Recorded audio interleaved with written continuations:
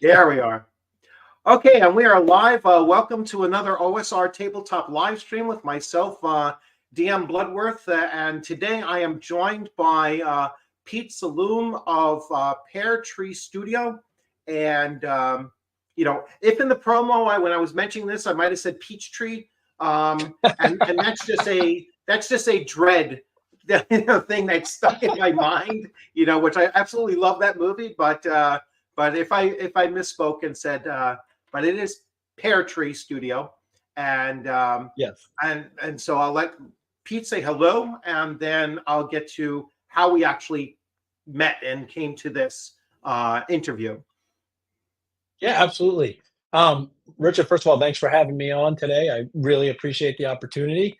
Like you mentioned, my name is Peter Saloom, and I run Pear Studio. Or you can call it whatever your favorite fruit tree is. I don't really care as long as you enjoy my work. It's fine by me. I'm located up here in Massachusetts, which is probably why we recently met at a local Northeast convention. Yeah. And I do a lot of writing. Oh, there we go. Yeah. And I hold an ACE license from Pinnacle Entertainment Group, which is the ownership company for a TTRPG system called Savage Worlds, and I publish material in that rule set. And I've been running and doing gaming for a long time, but I just recently, February of this year, launched my first actual, I'll call it professional product, and hope to kind of continue to do so and see how this develops. So thanks for having me. Yes, and thanks for being on. And first of all, we met at Rising Phoenix GameCon. I'll actually put that little up here. So we met at Rising Phoenix GameCon 2024, April 18th through the 21st. I'm going to say we probably met on the Saturday, so that would have been the 20th. I forget which day you ran your adventure. Was that Saturday? It was in place of Alien. Oh, right. That was my replacement. I was the stand-in for that game. Yeah. Okay. So I remember that was Friday night. That was Friday night. Okay. Yeah, that was Friday, 7:00 time slot. What happened is my good friend and eternal convention roommate, Jake, got stuck on an airplane in Brazil and wasn't going to get home from his work trip in time. So he scrambled, as well as the organizers of the convention scrambled to try to get some people to come in early and stand in so that they didn't have people, losing a game slot that they had signed up for. So that's how we met. Was you had originally signed up to play, I believe it was an Alien game with Jake, and I came in and I said, well, Jake, I don't run Alien. And he said, that's fine, just run something science fiction that you wrote. And I said, oh, okay, well, I'll see what they think when we get to the table. But it went very well. I think everybody. It went extremely well, and understanding of the the circumstance, and that it really wasn't Jake's fault or anything for not being there. Yeah. So and that really goes into what I was going to talk about it as far as game mastery at conventions is like a whole. Like I look at it as a whole different animal, and you just showed an aspect of that, and that aspect of that is that you have to be very, very agile when you're looking to run games at conventions, and they should have like a sign up list of hey, if somebody's game drops out, I could step in with this and do that kind of thing. But I give you great props for stepping off and then running something as as if you had prepared for it the whole time is really, really exceptional. And it was a fantastic experience because even though I was really looking forward to checking out the Alien tabletop role-playing game for the first time, I'm not that familiar with Savage Worlds, other than how it kind of touches other game systems, but not directly. And you had the sci-fi horror theme going with it anyway, so it really made no difference whatsoever as far as that's concerned. and it was really really a great experience. And Oh, so thank you. again, Thank you. I you know you did all of the things that I'm hoping to continue doing, or to rise to that particular level of doing, but also a lot of the things that I think are important for running at conventions. And you can free to agree or disagree. When, at least in my opinion, when you're running something at a convention, you are putting that game on display. All Yeah. right. And that is something that I think is really, really important. And I'll ask your opinion on that as well. Yeah, I think on display, or almost, it is almost a performance in some ways, especially when it is something that you've written and produced yourself. Hmm. You're the only person that can really put that on display to the world the way you conceived it when you created it. But it also holds true for GMs that are running pre-written, material from other Hmm. publishers. You're still presenting that adventure and that piece of work to people who most of the time haven't experienced it before, I would assume. Um, so yeah, that's very important, and it's also something that I think a lot of game masters take a lot of pride in, because you've got these people that have, especially in terms of conventions, they have traveled, they have put down their money, they're maybe you're staying in a hotel, they're buying a badge, they're getting their seat at the table. So there should be an expectation, in my opinion, of quality, and that the person who is going to facilitate that game, whatever it is, brings their A game. That's my expectation when I sit down Hmm. as a player, is that the person that's facilitating this game is going to know what they're doing and be able to facilitate a really positive experience. And it's what I want to do every time when people sit down to my table, even if it's a last minute, hey, get Yeah. over here and fill in.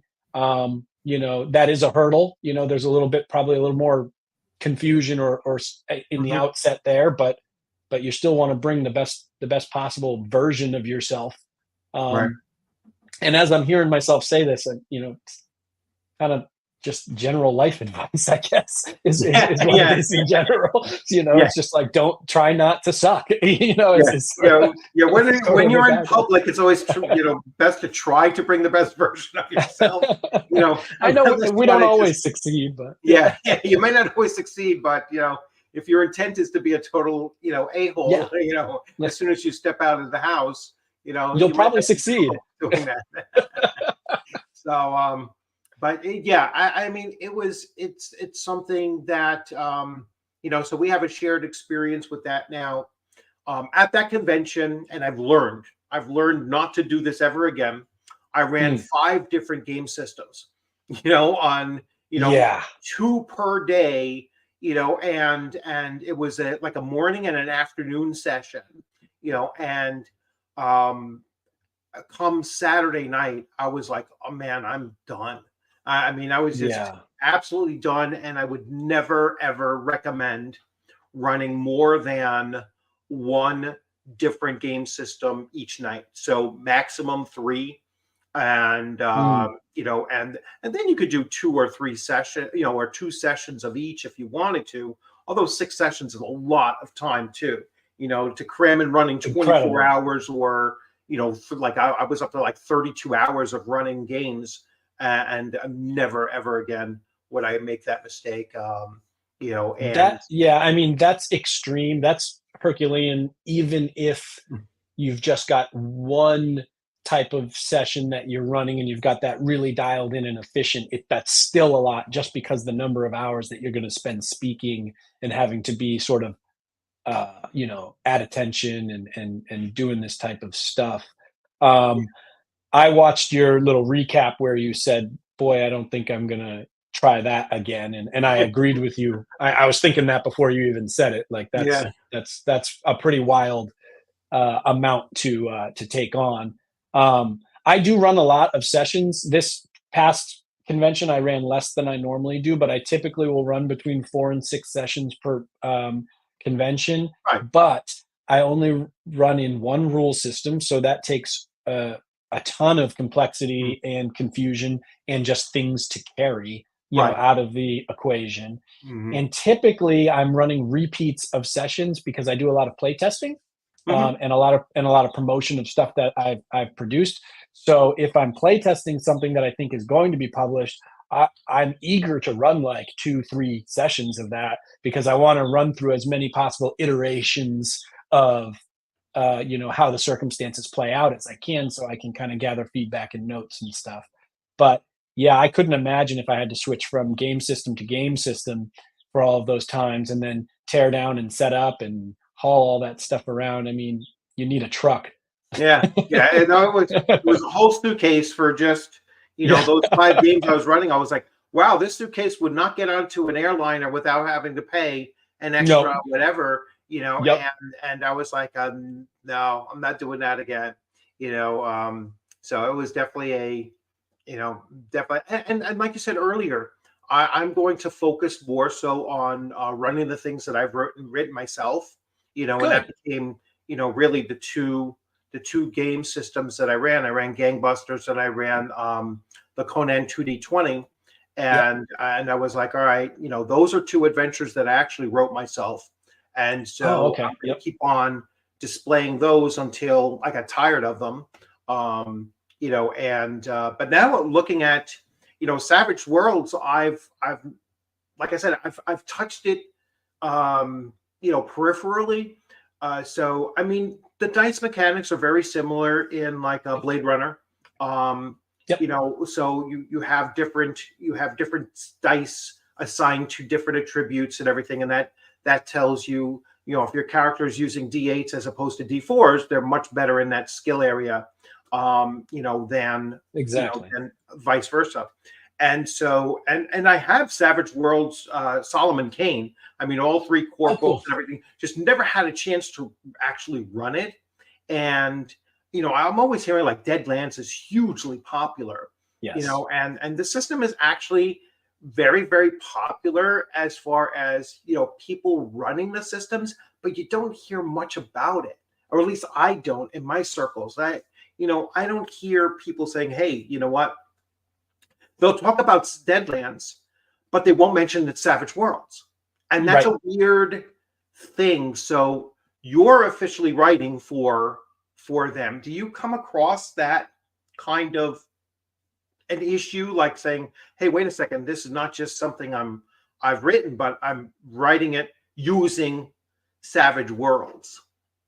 Yes, I do come across that the problem of the identifying the Savage Worlds rule system as it is less recognized, across gamers, and especially I've noticed in the Northeast. I don't know why in the time of the internet that it doesn't travel better, but there Savage Worlds is it is popular all over the country and internationally with Right. people who enjoy the game, but within the United States, it is extremely popular in the American Southwest. I think because that's the nucleus of where their company began and was developed. So they just have Okay. a longer run of kind of like physically promoting it in that region. That's just my guess. Um, but yeah, in the Northeast, at all the conventions that I frequent, I can name the other Savage Worlds GMs, and it's only 2 or 3 other Right. folks and me. So it is underrepresented. I do feel a little bit like I am on a mission to evangelize it a little bit, Hmm. and get other people interested in it because I think that the things that drew me to it are things that other players and other creators would find attractive, and maybe they just don't know about it. So it, Right. it opened a lot of doors for me. I think I became aware of Savage Worlds in 2017 or 2018, probably for the first time, Right. and I realized very early on what a kind of simple, efficient, um, um, generic rule system can allow a creative Mm. person to do. It opens a lot of doors, and you can have a lot of fun with it without having to go memorize a different 300-page rule book, Right. etc. Yeah. Now, specifically to like so we're going to get onto your writing and creation process. So Okay. what are you relying on as far as like the core? Like the only one I have is the deluxe edition, Yep. which probably like when I was looking at it, because I was like, I haven't looked at this thing in ages, and it's like 2012. So I'm Yep. assuming that they have a more revised version of this, or They do. they do. Yep. And They so have one edition newer than that. Yep. all right, So and I you're think. Sorry. got Go it. ahead. Sorry. What I was saying was, so the deluxe edition you just showed there Mhm. um, was replaced by what is called Savage Worlds Adventure Edition, which Okay. is the current edition. They don't use numbers; they name their Right. editions. Right. So I'm Right. I'm not sure which one it would be. It'd be like third or fourth edition, I guess, Yeah. if they were applying numbers to it. So Adventure Edition is the newest one. I will say that the difference between Adventure Edition and Deluxe, which you just showed, Mhm. is not major. It Yeah. is the details. They cleaned some stuff up. They got rid of some cumbersome things. They streamlined a few things, but largely, if you had to read a module that was developed in Deluxe and you wanted to run it in the new version, which is called Adventurers Edition, you'd have to change very few little Yeah. mechanical things to get it rolling. So it wasn't like a game overhaul Right. Right. Right. by any means. Yeah, just tweaks. Yeah, which is it's more like a new printing than it is a new edition. Yep. And Yep. that's something that I've come across, in several systems. Like that's like Castles and Crusades. They don't really change from their core rules Mm. very much. They've been, they just do printings, for 20 years, 20 Yep. plus years they've been doing printings. And you get to So clean things up. Each time you do that, you've got feedback from your reader base, and you've got stuff that your editors have found, and you're able to just streamline and make a better product each time you do that. I think that's what I know that's what Pinnacle has done with the new edition, which has been out for probably, I don't know, probably 3 or 4 years now. So it's it's yeah, I'm not sure how far into this lifespan they are. I just don't know how to determine that, like right. when the next edition would come out. Maybe it's 2 years, maybe it's 10 years. I have Yeah. no idea what they're thinking on that. So good morning, Rob. And Rob actually played in at least two. Rob played in two of my game sessions there, and we were players in a third. So In my game, I believe. in Yep. your so Rob was in your game Yep. as well. All right. Yep. So yeah, that's right. Yeah, it's like I made the list of everybody, and then I lost my list of people who are actually in that game. But yeah, I mean it was, and Rob could chime in and join it. If Rob wants to join in, Rob could join in too if you don't mind. I can I can Rob's awesome. yeah, I could put up the invite there. So Rob, if you can join in, there's the I there's got a the feeling Rob's at work. yeah. So there's the so let's see. Lynn, welcome. Good to have you here. I'm glad you made it. All Oh, right. Lynn is. I want to give a shout out to Lynn because she is an artist that I'm a very talented artist that I am contracting with for my next project, and we're working on all the nasty little details of that contract over the next month or so before we get started on the next product that Pear Tree Oh, Studio is cool. going to release. So if people don't know about Lynn, please look up her artwork or her portfolio online. She's active on social media as well and very talented. So And I'm of course, glad that same she was invitation, able Lynn. to If get you in. want to jump in, we can have like exploding interview here. It's like we roll. Cascading Yeah, interview. yeah, we roll doubles on the dice roll. But you're welcome to join in as well if you wish. That's great. That's Um, fantastic. and then we have Jonathan Reinhardt. All Yes, right. fantastic. Yes, I agree. Um, so let's see, including any. Oh gosh, technical words. Jonathan is a smart man, probably smarter than me, and I don't know what those words mean. So, uh, well, but lagomorphs. I don't know what, or a leopard leporidae. as you can see Lagomorphs. from Jonathan's icon there, he is the host of the Wargaming Recon podcast, which Oh, is okay. a podcast that has been running for 20 years, based in the New England area, mostly focused on miniatures wargaming and stuff like that. So he's at all the New England conventions. That's how that's my history with him, and I've been on Okay. his podcast a number of times to talk about stuff. Well, He is welcome, a Jonathan, and great person. so I'm sure that most of these people will end up being at Rising Phoenix in 2025. Anyway, I Oh, certainly intend to be. So that has become one of my go-to conventions. Is great. that's one of my overnight conventions. I'm kind of limited to my general area, so Yep. if it's under 4 hours to drive through, I can do it. If it's 15 hours, like Yeah. Like Gary Con or something, which I would love to do, but I cannot drive Oh, 15 that's so hours. funny that you mentioned that because I'm Yeah. planning to go to GaryCon for the first time next year. Yeah. And it is far, and I'm gonna have to fly because Yeah. I'm not gonna drive that far.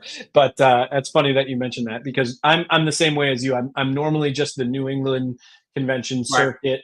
Once every 5 or 6 years, I'll go to Gen Con just to see the craziness. Yeah. And and then I'm trying to work in some other conventions that have great Savage Worlds presence at them. Hmm. And I was really shocked as I started looking at GaryCon, or pleasantly surprised, not shocked, that I thought of it as a 100% Dungeons and Dragons convention just because of the name of it and its location Yeah. and its history, but it's not. And there's actually a big Savage Worlds contingent at that convention. Hmm. I was watching the schedule this year, and there was like 50 Savage Worlds games, Yeah. which is tremendous. So I'm eager to try and figure out if I can get over there and see what that's all about. Yeah. Now, is there, I know some game systems have like organized play and stuff like that. Is there anything along those lines with Savage World as well, or? Not in the way that you would view the Adventurers League or Mhm. the Pathfinder organized play, whatever that I forgot what that is called. But the only thing I can say is that certain conventions they have historically run something called Savage Saturday Nights, which Mhm. is it is not organized play in that you have a character that moves forward from organized play event to Right, organized right, play right, event. right. It is just organized play in that they say everybody here is going to be a Savage Worlds player or GM, and we're all going to be in one big room, and it's going to be some crazy nonsense.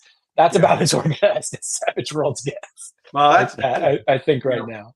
and actually that's preferable for probably many people. It's like, hey, I Yeah, just want to go in and be in a room and locked in with these crazy people and run some yeah, and you don't run the have same long-term system across the way, expectations. Yeah, and yeah. and then you'll also be exposed to the different worlds that Savage Worlds is in.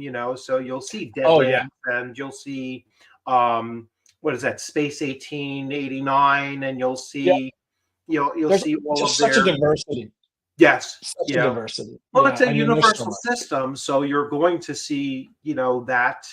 Um, I think it's good to see that a system, and all universal systems like this. I go back to the old GURP days, where you Yep, could play virtually anything with GURPS. yep. That's why it's a universal system, and Savage Worlds is a universal system. But like I said, it doesn't. You don't hear that much about it. You hear about the individual game, Mm, but not the system. So right, right. that's a weird thing. Um, and I don't know if I'm off base with that, but I really don't think that I am. I No, hear. you're not. You're very Oh, keyed into the TTRPG world, obviously. So you are, the target audience in mm, a lot of ways. So if you're not hearing a tremendous amount about it, you're a good barometer for what the rest of the gamer world is also experiencing, in my opinion. So yeah, yeah. yeah. So let's see. Lynn says Gen Con is great. I don't know if I'll make it there this year, but some of my art might be for another game I'm doing or working for. I've heard of Rising. I've never heard of Rising Phoenix. I'll have to look into that for sure. Yeah, it's a great con. And it's so now I'm going to become a spokesperson for Rising Phoenix Game Con. Good, It, good. it literally doubled in size from last year to this year's. All right, so it went from 300 to 600. but based on the facility and the way that it was organized and everything, I had a sense that it was larger, but it wasn't ever the sense that it's gotten too large now. Oh, right. Okay. That's Yeah, good. That's good yeah, that as a player and a GM, you felt that way because yeah. it was full to capacity Hmm. this year. Scott, who is the chairman, I guess is his title. Yes. I'm not exactly sure, but he runs the show with a whole Mhm. bunch of help from a board of directors. Um, I've been lucky enough over the past few years to hang out with him a few times and talk to him, and he has come and run events for our gaming group here as well. And he, really his goal is really getting more people involved and being accessible. That's really top of his sort of mission statement for Right. Rising Phoenix is like accessibility, diversity, inclusion, those kind of key tenets. Um, and I do know that he's at the max for that particular venue. He sold out of all the rooms. They actually had to go Yeah. to overflow rooms at Right. another place. Every table for every slot was full. Right. It was as full as it gets. This year, like for example, next year they wouldn't be able to go to 700 badge sales or something like that. That just would not be possible. Yeah. Now, I did notice that they did have an overflow for gaming tables in the dining area that's usually set up for like morning breakfast and everything. So there's enough tables over in that space as well that they could have some overflow and so but yeah, I mean there's certainly, you can have poolside games, I guess. It's like I was talking about the exact same things because it does get very noisy in the main gaming halls yeah, when all the tables are full with all the players, yeah, and that can be challenging. As a GM, it can be challenging because you're having to yell at people yeah, to try to get your thing across. But also when you have certain players that are more soft spoken than others, you get a yeah. great diversity of kind of player attitudes Hmm. and volume levels. Um, and so you have to really focus in on those people and make sure you're hearing them and keeping them included and not making them feel left out. I liked the overflow in the dining area because I actually thought that might be a great idea because the noise was lower over there. Yeah. You could bring your table over there. And even as I was walking to my room, I kept having to walk past the pool, and I saw like 4 or 5 tables in there. And I said, "Wait a minute, as long as nobody falls in the pool, you could use out. There's nobody out here." Yeah, I guess they have other guests, so they can't. Yeah, I'm sure it's They can't let us take stipulated in over their the contract. entire thing. Right, right. But Yeah. but yeah, I mean, it's a great experience. So, Lynn, I Yes. highly recommend if you can get out there. And they have vendors tables and everything like that. If you want to show your artwork and everything like that, that's all there as well. It really is a great convention. And I call that a mid-sized. So yeah, anything 500 to 600 or so, to me that's mid-size. It's not small anymore, but hopefully Mm. he keeps that kind of cap on it because I think it's incredibly successful at that level. Let's see what else. My first year at RPG Con, I loved it. The organizers are great. Um, yeah, and you'll be at Gary Con. Like I said, I looked into Gary Con. Really wanted to go this year. The 50th anniversary and do all of that and everything. And at the time, it was like airfare was like $800 round trip, and I Yeah. was like, Yep. just can't do it. Yeah. It's the same with Gen Con. Gen Con's, a sort of a spectacle. Yeah, It's not the best place, in my opinion, to play and enjoy games. I'll be honest. no, no, you're And going I there think I for think everybody agrees that it's more the show, you know. uh But it's like a good thing to see every handful of years, I think, and kind of take the pulse of the industry and the community. But it's very expensive. yeah, You're gonna spend a lot of money getting there, getting back, staying and eating and all that. yeah, Um, and like you said, travel is I expect only going to be more expensive as time goes by, and right, it's a yeah. it's a big factor. Yeah. Yeah, my last Gen Con was Gen Con 18 in 1985. So it's been a while. So But I yeah, have you're due done for an update. Yeah. yeah, I've done Comic Con at the Javits Center in New York City. Oh, So cool. Yeah. so I know what it is to be like in the spectacle, like you say. And really that's what you're kind of going for, is that, I want to be in a, I want to be walking into a venue with 60,000 other, comic fans, and Yep. and the peripheral artists, artist row, and all that kind of stuff. But I found that I was just there, to meet certain actors and stuff like that, with my two daughters and everything. They were really there to meet actors that they Mhm. wanted to see. And it was but yeah, you're not going there to really engage in your hobby. You're going there for the spectacle. And I think Yeah. that's probably more so where Gen Con kind of falls into. Yeah, So there's let's see. also great networking opportunities if you Yes. are, entertaining gaming as part of a business endeavor. There's great ways to network, meet artists, meet other publishers. All sorts of connections can be made. Yes, you can you can throw your bad rolling dice into the pool. Yeah. Um, so let's see. So Rob, what about players who misbehave? Yeah, you can throw them in the pool too. Yeah, you can Let's have them see. walk the plank. Yes. Yeah. Um, well, thank you, Claire. I'm glad that you're enjoying it, and feel free to ask any questions you want and everything. But all right, so let's see. So Gen Con has gotten huge. It's fun, but for sitting down and learning a new game system, yeah, it's just not the setting for that kind of thing. You're much better off at a small con, not a tiny con. Like I go to a very tiny con that's in my hometown, so I'll always go to it. It's like Yep. literally 10 minutes away. But there's only maybe 30 people at it. Now maybe it'll expand, over time, I but you're love not those. going to learn a whole lot or be able to network so much at it. Um, the Shire Con is another one that's been growing and doing. Now that's in Connecticut. Yep. That's on my That's, radar.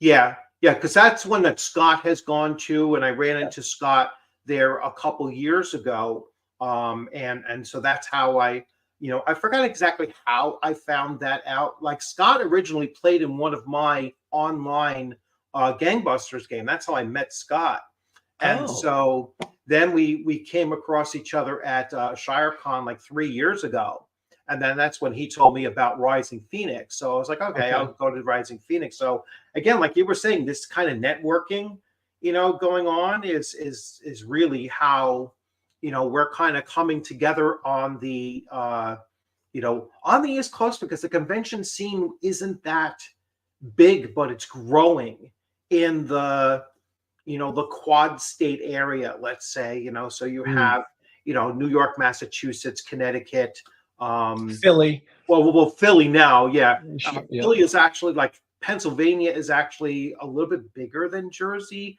as far as drawing these bigger conventions and everything. I know there's probably more small conventions in New Jersey, but I haven't been to any of those in New Jersey yet either.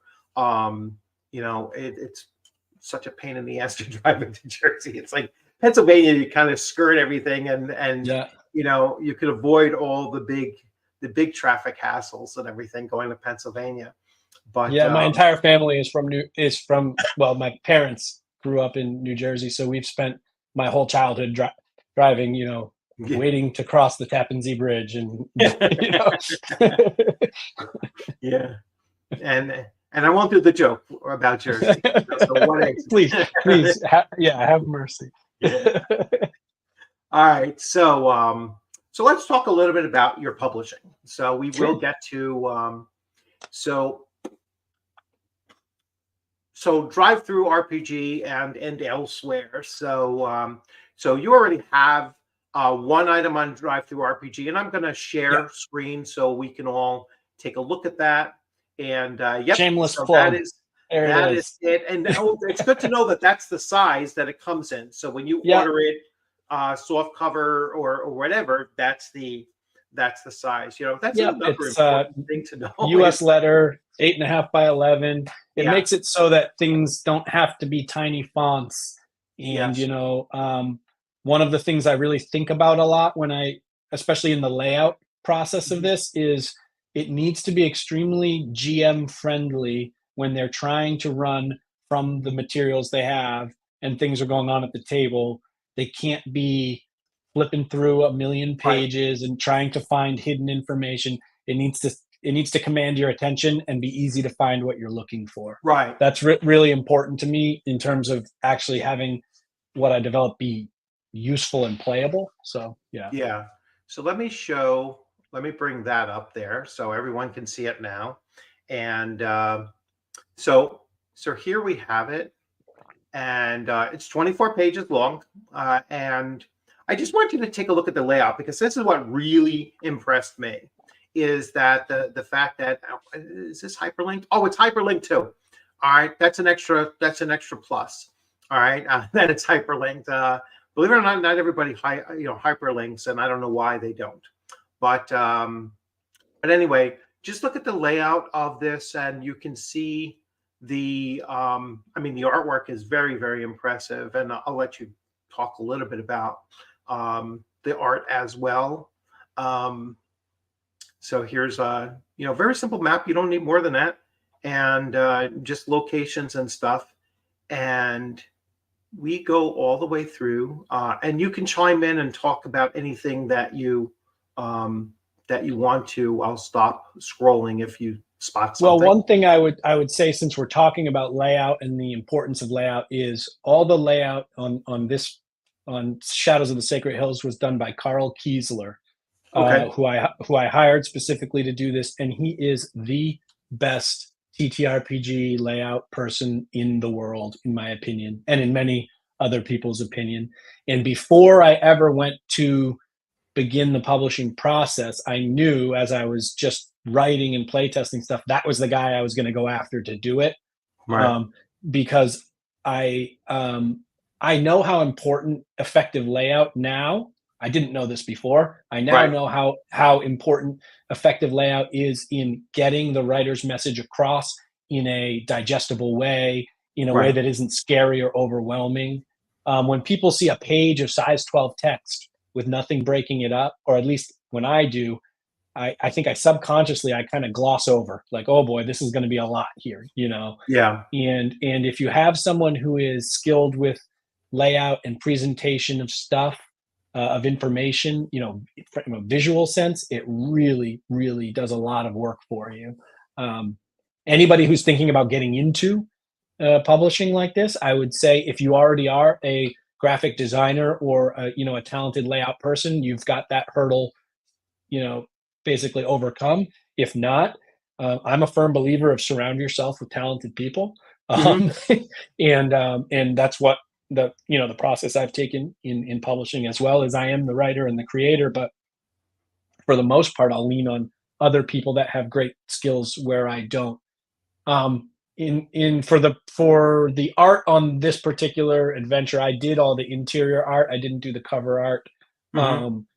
Um, and I think I probably would not do that again because it is a lot, and I'm not a gifted artist. I'm a designer, but I'm not a gifted visual artist or graphic artist. And so in my second project, I contracted with an artist to do all the sci-fi work that he did for that. And as we mentioned, Lynn here, we're hoping to have brought on board for either the third or fourth rollout, depending on kind of what order things hit. So Okay. And so now I'm going to show the adventure that you actually ran at the convention and everything. And oh, I'm cool. I'm going to focus on now. I'm not going to reveal too much because you haven't released it yet, Yeah, this but is a live leak. This is I'll a try to live do a live leak. spoiler free, and I'm just going to show my character that I that I ran. All right, All so right, so cool. that's how we'll try to contain it. But so when is this due to hit drive through? I am at the mercy of the United States Postal Service right now, and it feels Okay. terrible. So basically, the print on demand Mhm. proofs are in the mail somewhere between, uh, I believe Kentucky is where they ship out of. I can't remember, Kentucky or Pennsylvania, and Yeah. and my house. and it could be sitting on my front porch right now for all I know. And once it is, I've got a process where I won't release it for print on demand until I physically look at one and make sure there were no whoopsie daisies, this page is upside down, type of mistakes. Right. Once I do that, then I am ready to launch. Everything's done. All the work is done. It will go live. And I'm hoping to have a launch event on a Savage Worlds YouTube channel to kind of, promote and kind of celebrate that's coming out as well. So I guess the answer to your question is it could be like today, or it could be, within the next 10 days. And I really don't know. Right. Yeah. So, all right. So let me share that one. And like I said, this will be spoiler free. And so let's see. So here we go. There's the cover. Yeah, it's a beautiful cover. And, it's almost like this. I remember like I could picture this scene, in my head from when we were actually going through the ship and looking to see what was going on. Oh, that's awesome. So, I'm so glad. Yeah. Yeah. That means we really captured perfect it. capture. Yeah. That was done by Carl Kiesler as well. So shout out to him for really creative work on that in a short period of time. So let's see. Yeah. So you have the additional thanks, and you have the art by Various and by Danilo Garcia. Yes. Graphic design by Carl Kiesler. So you have everyone mentioned here. Let's see. Where do we have the crew? Crew secrets? No, I don't want to reveal anything. It should be character sheets, maybe. I can't actually see on my screen. Sorry. I'll just go to it. I'm getting really close. There's some beautiful maps there. Oh yeah, yeah. Plus, those you had a lot of these things in like glossies, and I mean, your table display was phenomenal. And all of that stuff is made available to someone who ends up with this adventure as well. It's not like unique to me as the creator. Like there's going to be templates for the equipment cards. There's going to be I include table tents for the various characters as well. I try to make it as GM friendly as possible. There's a dead giveaway right there. Yeah, I know. I'm going to move away from that. But you had that. Like, that was not just a paper cutout that you had on the table for that thing, but that thing was huge and it was super impressive. It was like, yeah, absolutely. I can't remember what character you played. Maybe you can remind me. There I am, Sammy. So Sammy, yeah. And Sammy did a lot of repair work or just drawing upon his repair knowledge. Came up a lot. So I was using that D8 plus 2, quite often, and that's the beauty of this system, right? Is that your characters, your characters will be better at certain things than others, and they kind of, when you're running your character, it would just make sense for you to play them that way. And so because you're on a ship and you have limited, you have crews with very specific, job titles and stuff like that. You have to work together, and and do that and play to your strengths and run to your strengths. And in convention play, that is super, super important. So as a player tip,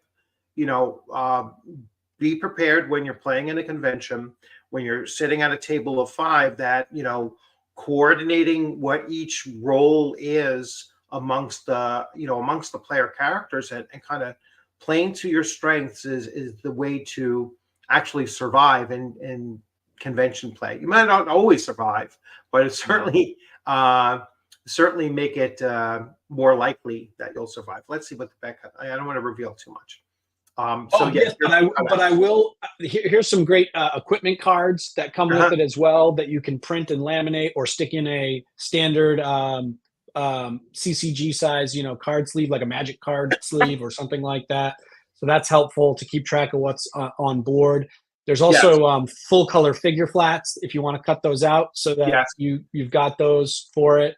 Those are some great table tents. I find these very helpful as a GM because on the right side of this image that we're seeing, which is kind of 90 degrees opposed right now on the Right. screen, Yeah. is I see the core things that the GM needs to know about on one Right. side, which are like their core stats Yes. and their action card, and then they've got a reminder of what their character sheet is on the back, in Yes. addition to a full character sheet as well.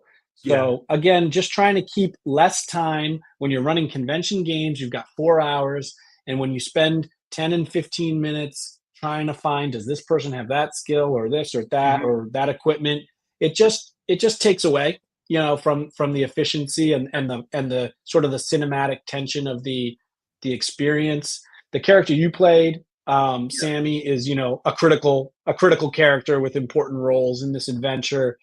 The Mhm. nature of Savage Worlds as a game system is quite lethal because of the swinginess of the Right. mechanics.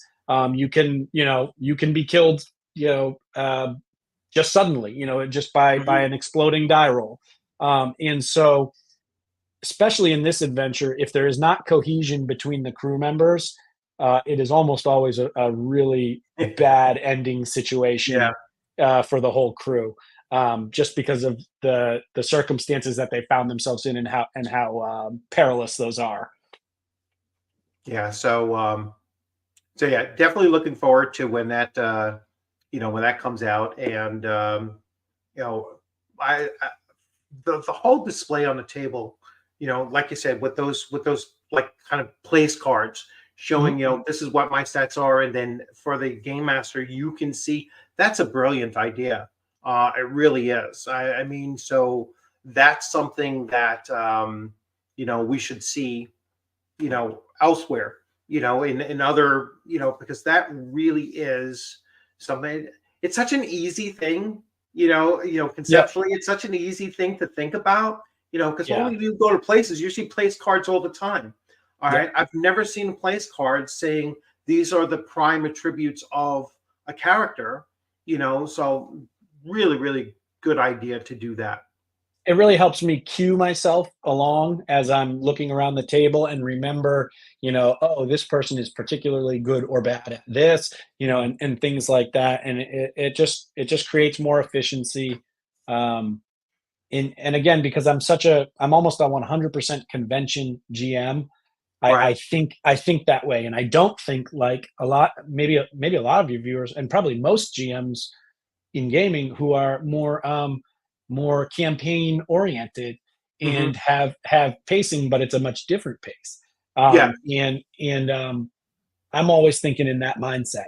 It's hard for me to break into we're going to run 3 or 4 sessions.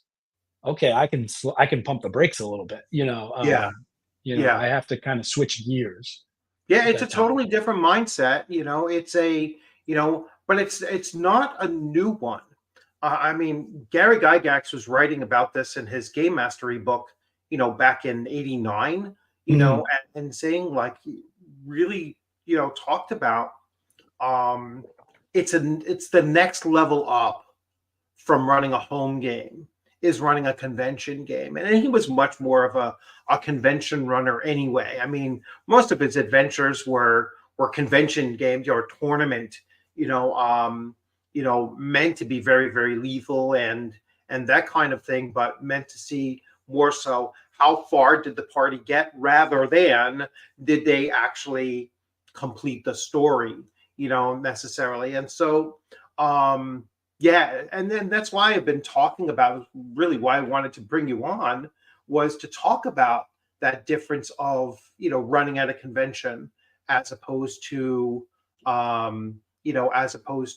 your own gaming table, or even at a storefront if you're running there, because you can always go back to that storefront and Mm. pick up where you left off. If you Sure. have a Yeah. 3 or 4 hour block, you really do have to um, complete the experience, Yeah. at the And table. you may never see these players again. Yeah. You don't know. And pacing is when I talk with other game masters at conventions, usually late at night after the last game has ended. Um, they that's one of the number one things everybody talks about and struggles with is I wasn't able to get through to where I wanted to get them to, or etc. Um, and it's a struggle. It's definitely a struggle Yeah. that you have to work with. The way I deal with it is, first I know the adventures inside and out. Right. When I do them, I'm very rarely ever running something that I'm not like 90 or 100% comfortable. Mhm. I can close the book and Mhm. put it away and still run everything. So that's just comes with preparation. And with that, you understand, like, you can look at your phone and say, well, we're 1 hour in. Where are we in the adventure? And you can kind of just you have a speedometer, like a mental speedometer of, Right. well, that means we got to move things along. Or sometimes it's these guys are flying through, Right. through this stuff, which also happens depending on the player group you have. Yeah. Um, I know it's a big challenge for myself and for other people. Um, I'd also say that you don't necessarily have to get from, page 1 to page 24 of the book in the session if the players feel like they have reached a conclusion. Yeah. Certainly you would seek to give them the full gaming experience. That would always Mhm. be my intent and my desired outcome.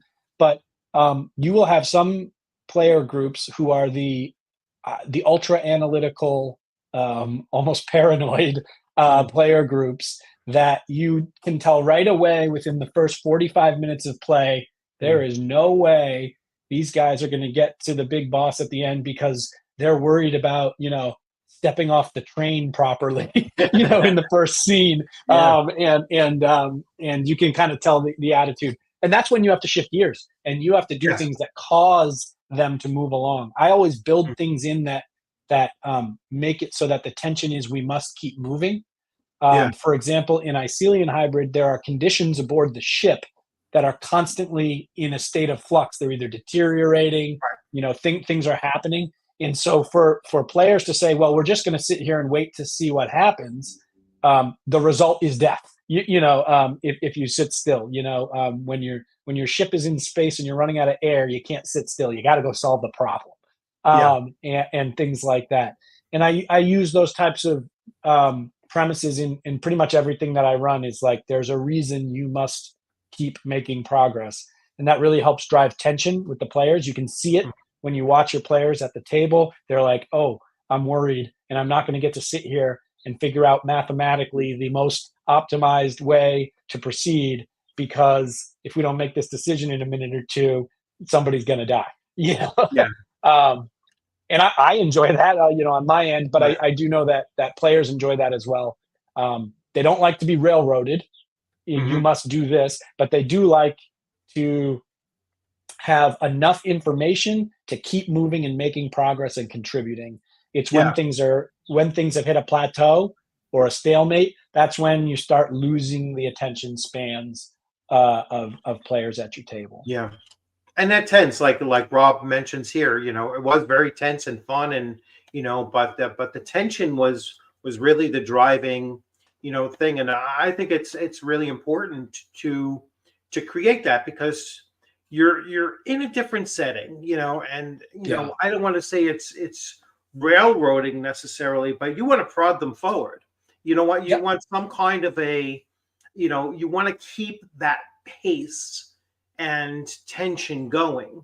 It's not like the players can say, oh well, we're going to sit back and spend a couple days at the in town buying some equipment. No, no, no. Right. No, this has got to be, we have 4 hours. We want Mhm. to accomplish something, that is going to, again, create the experience, not the adventure necessarily, but the experience of adventuring. And that's, Yeah. building that tension and everything. So, that's why I like to have that kind of ticking time bomb kind of thing, like your game had. It was like, it's the ship is deteriorating. Soon there'll be no oxygen supply. So unless you all want to die, this needs to get done.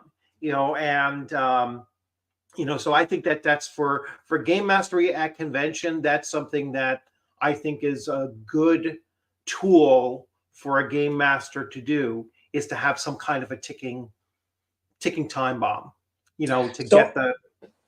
yeah, I'm not familiar with your Conan game, which I heard you talk about that you ran.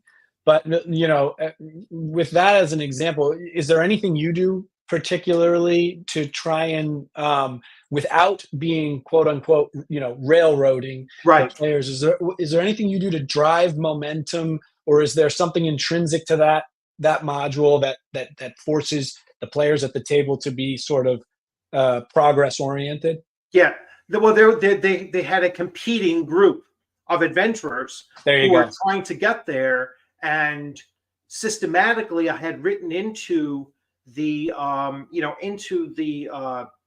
description that that group had left 6 hours before the players did, and The so head start. Yep. yeah.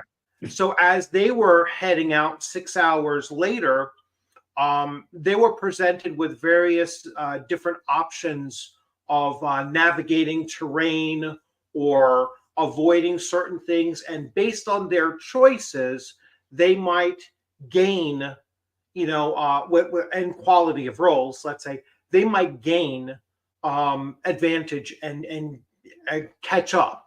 All right. Yep. And then they had that system uses like a momentum expenditure. Right. So it's like, well, if you climb this very treacherous, thing, and you spend your momentum, you believe that you might at least get a view from that vantage point of how far off your others are. And then you give them, I would give them the advantage of, well, knowing where they are now, they can now see a different path to go that will get them one click closer. And then once they were within one separation, so they've gained momentum, 4 or 5 times. Once they've cleared that, then I would let them just close the gap, because now you got your second wind, you see them. And I mean, Rob was in the game, so he can also chime in on it, but it really was just a kind of push them forward. Now, as far as trimming there was supposed to be a third group that was opposed to both of those groups, right? So they were basically working for an Azir tribe, and there was a Vanir raiding group that would have interjected and gotten them to say, hey, we have a common enemy here, let's spend time and fight that. But that's more so for not a convention play, you know. Yep. But their group there decided that they were going to wipe out the other opposing group, their competition, and then go into the last scene by themselves. And with the conclusion was very Robert E. Howard-esque, right? Yeah. So it's like it was like, did they achieve their objective of actually getting these, the shards of Ymir? No, because that's not how Robert E. Howard's stories end. It's like, I just about got the glowing, bauble, and then the whole roof caves in, Yep. but I at least survived and had a story to tell about it. And, that's another thing, like you tie in the theme and you stay true to kind of like the theme of what you're running, at the table. And I've never had anyone complain about you sticking to a theme. Like in your thing, we knew we were playing sci-fi horror. We knew that, this is a convention game. Chances are, I've seen many total party wipe at conventions. I certainly have always experienced, my player characters used to die all the time at convention play. I was like, geez, it's like, I'm pretty sure my character will die. It's like, that's just the way that I, either play them or whatever. And so there's a different expectation for both the game master and players when you're at a convention table. Oh, and players at conventions have a tendency to play much more fast and loose with their Hmm. character than Yeah, when they're in their home campaign with the character they love and have been nurturing for 3.5 years, yeah, or what have you. At the convention, I tell them, drive it like you stole it, because we've yeah, got 4 hours, and after that, we're done, whether your character is great or in multiple pieces. yeah. So and they'll do things. I see people sometimes, metagaming at its finest, probably, but they look at their watch and they say, "Oh, we're at 3 hours and 35 minutes," and then their character proceeds to do the craziest, most dangerous Yeah. thing you've ever heard of. Yeah. At that point, because Yeah. who cares, right? But it's great because it makes great fun.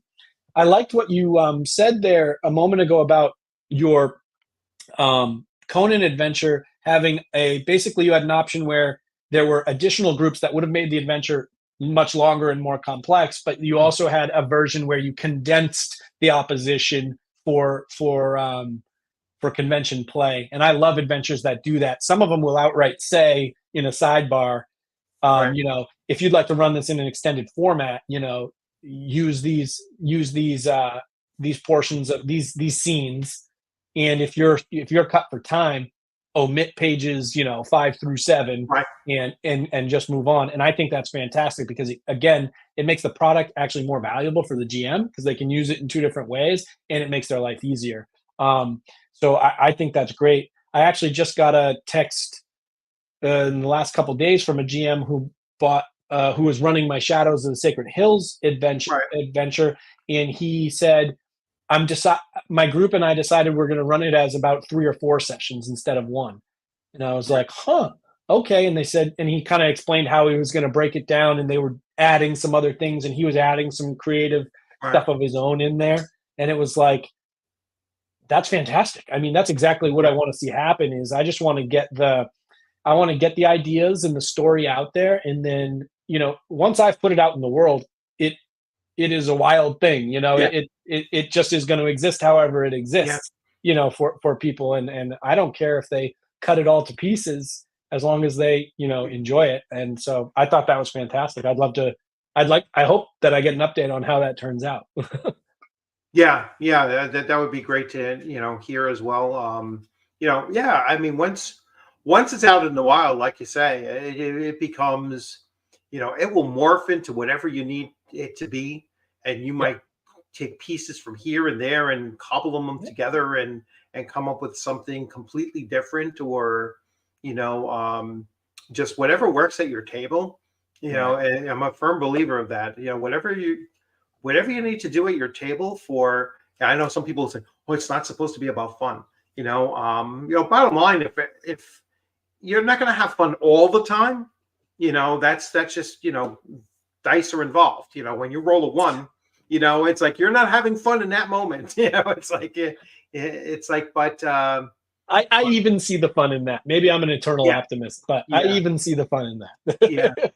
But I mean, especially when it's funny, it's like, oh, you just one of my players, he broke like Right. two bastard swords in a row, and I mean, that's his whole character's thing, and it's like, well, it's just the roll of the dice. There's a chart that says breaks weapon. So he was really quite upset about it, and I was like, the rest of us are laughing. And I was like, Oh hey, God. you know, you're bastard Bill, and you can't even keep your bastard sword without breaking it every time you use it. 2 consecutive combats, he broke his sword. So it's like, hey, I just roll with it, and we'll Yep. see. So yeah, they're not always going to have fun, but overall, the entire. That's why I talk like convention is about the experience at the table, not necessarily we've completed this adventure. That's great if it does happen, but did we all have a great time? Did we all have that sense of tension? Right. Were we all invested in what's happening at the table? Did we have a good time as people sitting around a table and meeting each other for the first time? And that metagame part of it, did I really enjoy the company that I just spent the last 4 hours with? And so that's what in my view that's what convention play is about, and it is a different animal from what you're running in your home game. Yeah, I completely agree, and I like that you touched on that. It's so much more than just the game too. Yeah. It is the community, it is the overall feeling, it is the being amongst. When I walk into these conventions, I go like, oh, geez, all of a sudden these are my people. And when I'm walking through everyday life, I can't just tap somebody on the shoulder at the grocery store and start talking to them about detailed game mechanics and my opinions on them. But I pretty much can when I go to a convention. Right. And so, there's more to it than just the game, and certainly more to it than just the die rolls on the table. And I know Scott is a big proponent of this. It's the feeling welcome, feeling like you're part of the club, and just making sure everybody's having a good positive experience, as much as you can. Yeah. So without going overboard, I would say. I think also there are some cases where that's taken overboard, and I don't think Rising Phoenix takes that overboard. So I just want to make it clear that that's not my perception of their convention. Yeah, no, it's very, like I said, you walk in there and you'll see, not just the people that are there for the convention. I actually saw like some people that aren't associated with the convention still looking at some of the things that are going on, because there are other people in the hotel as well. I love that because you have a chance to recruit. Yeah, and maybe that's a benefit to running a convention. I mean, this is a totally different topic, but running a convention in a hotel opens that up. Yeah. When you're going to Philadelphia Game Expo, another great convention, but other than this year, like Thursday night, for certain select people, they're running games in the hotel, but everything else after Thursday night is at the convention center. So you're not going to have any casuals walk into that space. Although last year was like a huge dance competition going on in one of the other annexes, and it was like they certainly could have, mixed in. When I was walking into one of the venues, and I was like, wow, there is a lot of my daughters were both dancers, competition level dancers, and I was like, no, this doesn't look like a gaming convention to me. I don't see a single 40-year-old man around in the place. So it's like, this is the wrong annex. Yeah. And then I think I've got the wrong room. And it was like, we've noticed that too. That same exact thing. We call it kind of cross-pollination. Yes. We, a group of friends of ours, we organize a monthly game night at a brewery here where I live. It's the third Thursday of every month. And we've been running it for over a year now. And what happens is we take over this big event room in this brewery for those evenings from 6 o'clock till 10 o'clock at night. And we've got, often 75 people in there playing different types of tabletop gaming, all different types. And what happens is the regular patrons of the brewery have to kind of walk in the entryway and see all these weird nerds yelling about stuff over in the other room. And lots of them walk over, and we always have one of us like greeting kind of up by the front to kind of facilitate things. And they walk over usually with like confused looks on their face, and they say hi, and they say like, what is going on? Like, what are you doing? And we have this opportunity with all of these people where we go, oh, this is what we're doing. We do it on the third Thursday. My name's Pete, and we have recruited a bunch of people who the next month are like, oh yeah, I came back with my girlfriend and we brought this board game that we need 2 more players for, or something. And now they're part of they're part of the program, and they didn't know about it before. And that has been one organic way we have grown that community and that event to be a major gaming event in the Worcester, Massachusetts area, and a major event for the brewery who sponsors it for us. So, yeah. It's great for the brewery too, I'm sure. Brings more. It's a symbiotic, symbiotic relationship. Totally mutually beneficial. And gaming as a whole benefits from that as well. And That's something I always push too. It's like, don't get bogged down into one system, expand your horizons, expand your network, talk to different people, run games in different ways, and so forth, and just keep it growing. That to me is the next 50 years, which I won't see all of it, but that to me is the next couple decades, let's say, of where the hobby is going to be. I think is just spreading and bringing in that new generation. That's something that they've been saying, and hopefully that's something that's kind of in the past, where the drop off in the demographics from like 25 to 35 is tremendous. It's like after college they stop playing, and they never come back, and that's something, I don't know if that's a natural thing, or because that was kind of like my time frame too. I dropped away from it, in the late 80s, and didn't come back again really until the 2000s, or whatever. So it's Same here. Yeah. Yeah, I think it might be a natural thing, that just occurs, but how does the gaming industry, the tabletop gaming industry, capture that decade of player, Yeah. and keep them engaged. So that's an interesting thing to talk about too. So Tim Cass routinely likes to say, "A rising tide lifts all boats," and he says it about the early days of TSR and D&D. Yeah, and I mean, that's a good thing about like Pinnacle in comparison to like the publisher of D&D now. The one thing that I think that the publisher of D&D now, Wizards of the Coast or Hasbro, whatever you want to call it, is that they only have one game system, in the tabletop sphere, and they won't push anything. Unlike TSR, back then, TSR was, they had 10 different Yeah. systems they That's were a good running. point. Yeah. It's like they're much more diverse, and you look at like Savage Worlds, and it has different settings that you can do it in, regardless of the fact that it's a more universal system. You could be a universal system and then focus on only one kind of setting.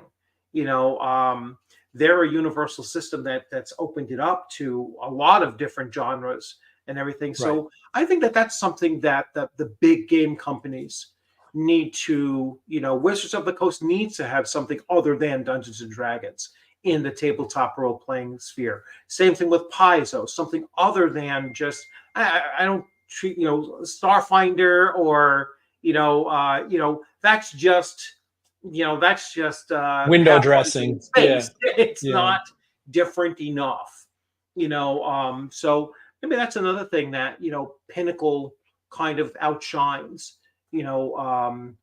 those very monolithic, this is our game system, kind of approach as well. So all right. Yeah. I think So that makes yeah, sense. and that will rise all boats, like they say here, in that the hobby as a whole will grow. Let's see. For those watching who don't know, Tim Cass was the first employee of TSR. Yeah, and worked for Gary Gygax on further D&D adventures and creating. Yeah, he was the first editor of Dragon Magazine, and I mean, Dragon Magazine. We use Dragon Magazine as a source in our home game, more so than we did the core rule books. It was like, we took so much from Dragon Magazine that was just, just bizarre stuff. Like, one of us played like a Time Lord, and if you remember the Time Lord character from whatever Dragon Magazine that was, it was totally broken class. It just never, that's why I never made it into anything. It was too damn powerful, but it was a heck of a lot of fun to play. So yes, the options were fun and dangerous. Keep the urgency alive. Yes, yeah, keep that urgency going, especially in convention play. Absolutely. Okay, so So, anything else you want to let us know about? So, after this next project, what's your next beyond that? Well, I can share a little bit what I know anyway, because a lot of it's sort of working itself out in terms of writing and play Mm, testing, and it sort of has to they have to win their position to be worthy enough to be published, I guess. yeah. Um, but so Shadows of the Sacred Hills is out. It's doing well. It's a copper bestseller right now, and it's like a handful of units away from being a silver bestseller. So I think we'll get Hmm. there soon. If anybody's interested in it, it's there. It's available for PDF and print on demand. The next one is the Icelian hybrid, which we talked about, and you Right. showed some clips of that. That's like I said, as soon as I can verify that the proofs are high enough quality for me to kind of put my name on, that will be released and available again. Drive through RPG for PDF and print on demand. Hmm. After that, I'm currently in the sort of outline and research phase of a project that's going to be a slightly larger sandbox adventure. It's probably going to be a multi-session type of product. Hmm. I'll call it like a mini campaign, maybe. Um, and I can't share too much on that because it is really in the rough outline Right. and sort of concept phase right now. But it's going to be again using Savage Worlds rule system. I'm really excited about it because it's totally different premise, genre, kind of character concept than anything I've written in the past. So it's new to me, which I Right. think is good. Hmm. And there is another adventure that is somewhere in the early draft stages right now and still needs to be play tested, which is it seeks to answer the question that is commonly asked of me, which is I have a D&D group, a 5e D&D group, but I'd Hmm. like to allow them to try Savage Worlds. Right. What what do you have any type of fantasy adventure you would recommend where we could try out the mechanics of Savage Worlds versus in comparison to 5e? And so this adventure seeks to try and offer that sort of comparison without going into a different genre, staying in a roughly sort of grimdark fantasy genre. Right. And if everything goes great and the stars align and nothing crazy happens, both of those are released this year. Um, Cool. but I'll say that with the caveat that I'm not going to release anything until I think it's totally ready and top quality. Yeah. Yeah. Okay, that's great to hear, and really looking forward to all of that. And well, let me get rid of this comment here. And so let's go back, and we'll go back to this here. So, so Pete, thanks a lot for coming on. I really enjoyed seeing you again, talking to you again. Looking forward to seeing you at an upcoming convention. So, when's your next convention? What's the next one that you're almost dead set on being at? Well, dead set, like I'm already booked, will be Carnage in, I believe it's last week of October or first week in November up in Vermont at Mount Killington. I go to that one every year. But Hmm. during the summer, there's always a day trip here or there, sort of a last minute one that I sign up for where I'm not gone for the whole weekend. Right. Um, we also do here in Worcester, we do all day Saturday conventions at the brewery that we Hmm. run our game club through, and those are we do one a quarter, so there'll be a couple of those this summer fall that Right. we'll do as well, but no big conventions for the midsummer. My real world job where I actually have to make money to eat and stuff like that gets very busy in this period of time, Yeah. and it sucks up a lot of time during this next few months. Yeah. So yeah, I'm very much the same. I have a couple small conventions. I have ShireCon in September. So I'm going to be pushing that one, promoting that one a little bit, probably tomorrow. I'll push that because they have their ticket sales opened, and um, Do you Philadelphia know? I'm sorry, I didn't mean to interrupt you. Do you know if they're still taking game submissions or if that's all closed out, or do you have at any idea? Shire, ShireCon. yeah. Yes. Yeah, actually Tom just put a Facebook book out, Facebook post out there that they do want some more submissions. So yeah, if you're looking to run something there, then yeah, they definitely have room for additional submissions and everything. I'm going to So take a peek at that later yeah, this afternoon and just try to pencil that in, because it's been on my radar for like 3 years, and then I always just say, I don't want to drive to the middle of nowhere in Connecticut, and then I yeah, don't go. So perhaps I will. yeah. It's a nice scenic route. It's a nice, you're practically in farm country there, Yeah, and that's what it looked like. this year it's at a firehouse venue, so it'll be much, That's cool. big room kind of thing. So it'll be nice, and I mean it's a no brainer for me. It's 45 minutes away, but Oh, wow. Okay. and I'm running 3 games there, so I'm running I'm running my Conan adventure, and then I'm running my Gangbusters and Shadow Dark. So I'm running 3 different games there. I'm actually running Tom Wilson's Shadow Dark adventure that he wrote, so I'll be a little bit nervous running that with him, eyeballing how it's going or whatever. But then I'll see which way it goes. But And you'll have some great feedback opportunities there as yeah, well. yeah. Well, like I said, it's like you know it's like playing the adventure that somebody wrote, and they're watching you run it and everything. That's just another level of Yeah, I've never done that. I hope Yeah, I do a that's good job. yeah, It's like yeah. it'd be like having Frank Metzner sit at your table and you're running you're running the Temple of Elemental Evil, and it wouldn't be it would be too much pressure. The So I'll pressure see. is on. I'll see how it goes. But yeah, so definitely look into that one. And hey, if you're running your adventure there, especially Weird West, because I'll definitely jump in on that. Um, Yeah, you know, likewise. I'll try to. I love Conan stuff, so if I see it, and if I get down there, I'll try to yeah, try to invade your table. yeah, no, that you will be welcome. All right. So thanks a lot for coming in. I hope everybody enjoyed this. I'm sure that they probably had. We had some good comments in there. You introduced me to some good people, so I'm going to have to look up, your artists and everything that came in, Please do. and check out some of her stuff, because I didn't, wasn't aware. So Lynn Redder. So if you haven't looked up Lynn Redder yet, definitely take a look at that, and anyone else that was mentioned in here. Once this goes like live and it goes on YouTube, you'll actually be able to later on in the day actually see the comments. So you'll be able to find people in the comments a little bit later on. There's always a delay while they're finished uploading everything. So again, thanks everyone for joining. Thanks, Pete. And I am going to shut this thing down, and we'll have a little bit of a delay, and then we could chat for